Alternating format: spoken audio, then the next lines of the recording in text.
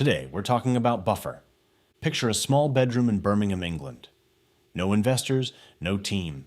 Just a freelance web developer named Joel Gascoigne, splitting his time between paying clients and a stubborn little idea he couldn't shake. He wasn't trying to build the next unicorn. He was trying to solve his own annoying problem. Every morning, he'd find a dozen articles worth sharing on Twitter, but posting them all at once buried his followers in noise. Scheduling each one by hand felt like a chore nobody should have to do. That mundane irritation, so small it barely counts as a complaint, would eventually become a company serving millions of users and pulling in more than $20 million a year in recurring revenue. But here's the thing about Buffer's story. It's not really about the software. Scheduling tools existed before Buffer, and better funded ones existed after.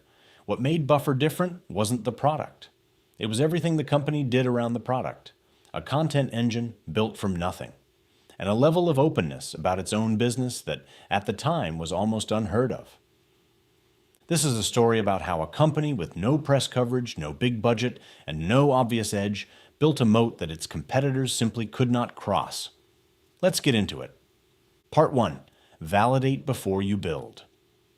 Before Gascoigne wrote a single line of back-end code, he did something that today sounds obvious, but back in 2010 was far from standard practice. He tested whether anyone would actually pay. He built a bare-bones 2-page website. Page 1 explained the idea and included a button that said Plans and Pricing. Anyone who clicked that button landed on a second page with an honest message. You caught us too soon, we're not ready yet. Then it asked for an email address. This wasn't a landing page designed to impress anyone. It was an experiment. Gascoigne wanted a signal of real commercial intent, not just polite interest. And when people gave him their email, he didn't just add them to a list and wait. He personally emailed every single one of them, asking about their social media headaches. By the time Buffer actually launched, supporting exactly one Twitter account with zero analytics, Gascoigne already had a warm, engaged group of future customers waiting.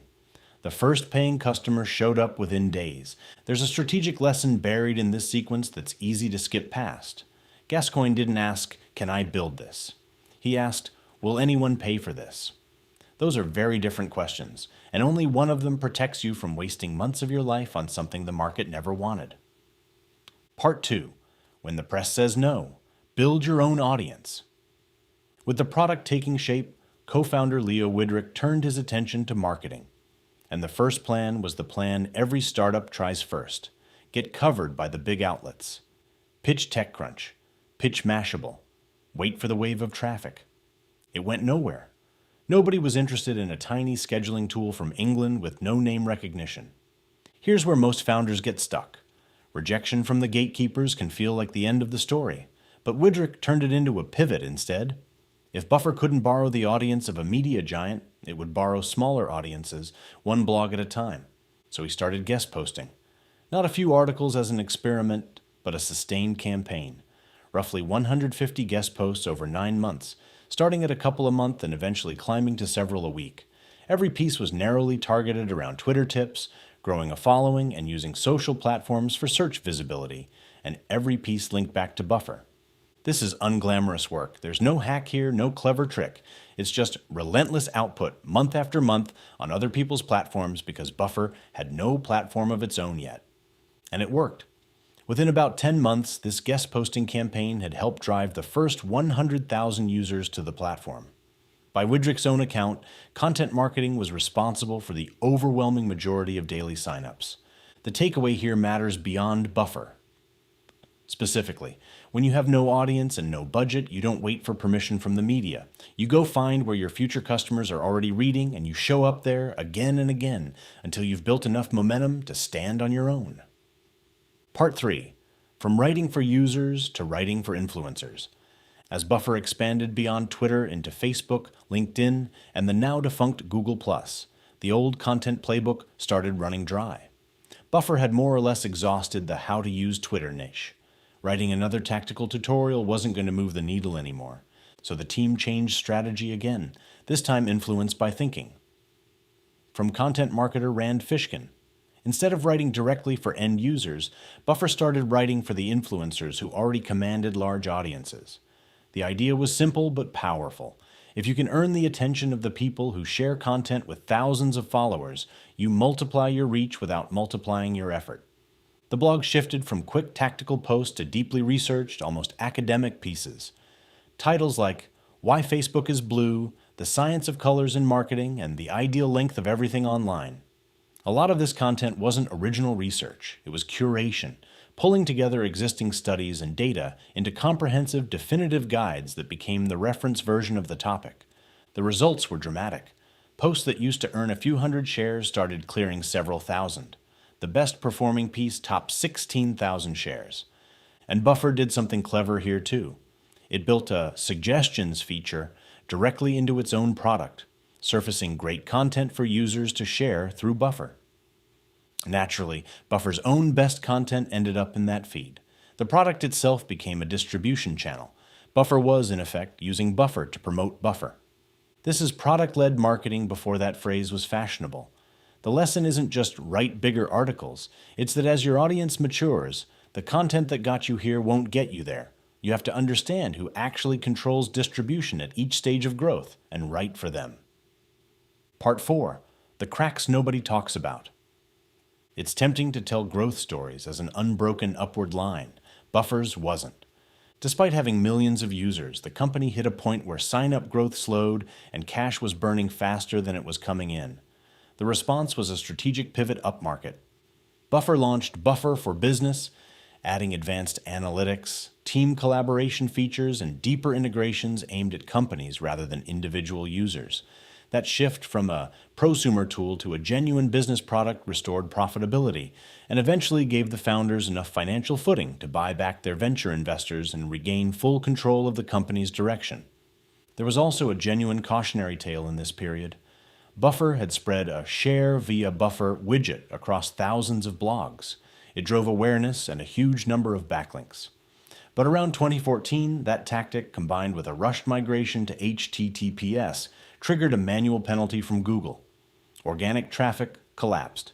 Buffer traced the issue back to the unnatural link patterns the widget had created across the web. Its fix was to use a robots.txt file to stop Google from indexing the directory those links pointed to, which neutralized the problematic link profile and eventually restored search traffic. It's worth sitting with that for a second. A growth tactic that looked brilliant for years quietly became a liability the moment search algorithms shifted. The line between a clever growth hack and a long-term SEO disaster can be thinner than it looks in the moment. Part 5. The decision that became the real moat. Here's where Buffer's story becomes genuinely unusual and where it earns its place in marketing history. In 2013, Buffer made default to transparency one of its core company values, and they didn't treat that as a nice phrase for the About page. They lived it in ways that made other startup founders visibly uncomfortable. Buffer published the salary of every single employee, including the CEO, along with the exact formula used to calculate that pay. They built a public dashboard showing monthly recurring revenue, churn rate, active users, and even the company's cash position, visible to anyone, including competitors. Internally, this created a high-trust, low-ego culture, which turned out to matter enormously for a team that became fully distributed across the globe after early visa complications pushed the founders out of the United States through stints in Hong Kong and Tel Aviv. But externally, this transparency became one of the most effective marketing campaigns the company ever ran, and they didn't spend a marketing dollar on it. Think about the mechanics here. Features can be copied. A competitor can rebuild your scheduling tool in a matter of months. But trust cannot be copied. Trust has to be earned slowly through consistent vulnerability. By turning its internal operations into public content, Buffer built something no rival could simply engineer around. The results were tangible. When Buffer published salaries, job applications roughly doubled, and the quality of those applicants rose noticeably. When its churn numbers were picked apart publicly, sometimes by other founders bluntly warning that its churn rate could eventually cap the company's growth, Buffer didn't get defensive. It absorbed the criticism in public and folded the feedback back into the product. That willingness to be seen struggling, not just succeeding, created a different kind of relationship with customers. People stopped seeing Buffer as just another vendor selling software. They started seeing it as a pioneer of a new way to run a company. and Buffer's exact target audience, founders, marketers, and product managers, flock to its open blog specifically to learn how a real company gets built, mistakes and all. By sharing its failures, its pricing experiments, and its roadmap in public, Buffer made itself almost impossible to compete with on brand affection. You can outfeature a company. It's much harder to out-honest one. Part 6. What this means for anyone building something today. So what do we actually take from Buffer's climb? First, validate before you build. A 2-page site and an email capture form can tell you more than months of development ever will. Don't write the code until someone shows you they'd pay for the outcome. Second, when you have no audience, go borrow one. Buffer's early growth wasn't glamorous. It was 150 guest posts, written the hard way month after month. That kind of grinding distribution work is often the exact thing separating a live product from a dead one. Third, understand that your content strategy has to evolve with your audience. Writing for end users gets you off the ground. Eventually, you need to write for the influencers who control distribution at scale because that's how you multiply reach without multiplying effort. And fourth, and this is the lesson that outlasts all the others, your company's own story can be your most valuable content asset. Building in public isn't a stunt. It's a long-term trust play. Sharing your decisions, your setbacks, and your real numbers creates something structurally impossible for competitors to copy, because copying it would require them to actually live it too. Buffer understood something early that a lot of companies still miss. A great product without an audience is just code sitting on a server. They didn't wait around for product market fit to magically appear. They built it, deliberately, through content and grassroots outreach. And once social media management became commoditized, with every competitor offering roughly the same feature set, Buffer refused to compete on features at all. They competed on culture, on transparency, on education.